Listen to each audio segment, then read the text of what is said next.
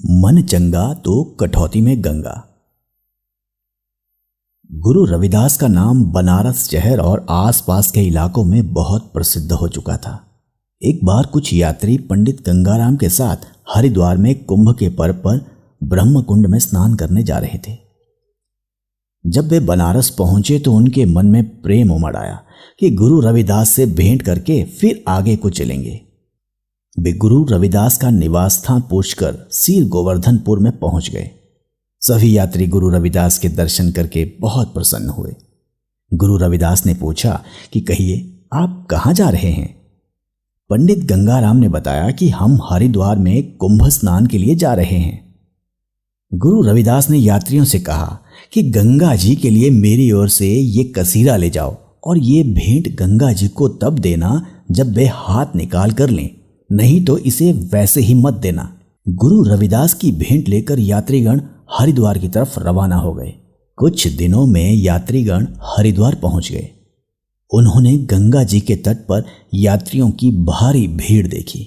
गंगा में स्नान करने के बाद पंडित गंगाराम ने कहा, हे माता गंगा जी, आपके लिए ये कसीरा भेंट के रूप में रविदास ने भेजी है।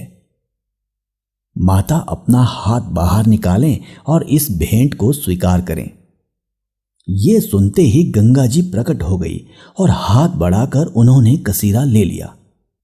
गंगा जी ने अपने हाथ का एक हीरे जड़ित कंगन गुरु रविदास के लिए भेंट किया और गंगाराम से कहा, मेरी ये भेंट रविदास को पहुंचा देना। गंगाराम सहित सभी यात्री बहुत हैरान हुए कि इस प्रकार आज तक किसी को गंगा जी ने भेंट नहीं दी थी। गंगा जी के दर्शन करके और स्नान करके पंडित गंगाराम वापस अपने घर पहुंच गया। गंगाराम ने अपनी पत्नी को प्रत्यक्ष दर्शन की सारी कथा सुनाई और गंगा जी का दिया हुआ कंगन अपनी पत्नी को रखने को दे दिया। कुछ दिनों के बाद पंडित गंगाराम की पत्नी ने कहा, इस कंगन को बाजार में बेच दिया जाए, ये बड़ी कीमत में बिक जाएगा। पैसे लेकर अपना जीवन मजे से गुजारेंगे, हमें किसी प्रकार की कोई कमी नहीं रहेगी। ये सुनकर जब पंडित गंगाराम वह कंगन बाजार में बेचने के लिए गया तो कंगन की जितनी कीमत थी उसकी कीमत के बराबर किसी के पास धन नहीं था। जो वे सराफ कंगन को देखता था वे हैरान हो जाता था और कहता था, ऐसा कंगन हमने पहले कभी नहीं देखा। इस बात की खबर सिपाही के पास पहुंच गई कि एक आदमी बहुमूल्य कंगन बेचने की कोशिश कर रहा है।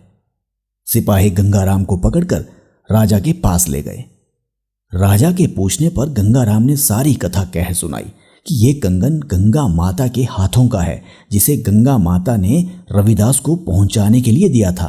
सारी बातें सुनकर राजा चकित रह गया। राजा ने कहा कि गुरु रविदास को यहां बुलाया जाए और उनकी राय ली जाए। तब गुरु रविदास को सादर सभा में बुलाकर कंगन के बारे में पूछा गया। गुरु रविदास ने कहा, यह कोई बड़ी बात नहीं है। अभी एक बर्तन में गंगा जल डालकर और कंगन उसमें डालकर ऊपर से कपड़ा देकर ढक दें। मन चंगा तो कठौती में गंगा। गंगा जी इस बात का फैसला कर देंगी। जैसा उन्होंने कहा, सारी सामग्री उसी ढंग से तैयार कर दी गई। तब गुरु रविदास ने गंगा जी को यह निर्णय करने के लिए कहा। जब कपड़ा बर्तन से हटाया गया तो 2 कंगन नजर आए। राजा और बाकी लोग ये देखकर बहुत प्रसन्न हुए। गुरु रविदास ने दोनों कंगन गंगाराम को दे दिए।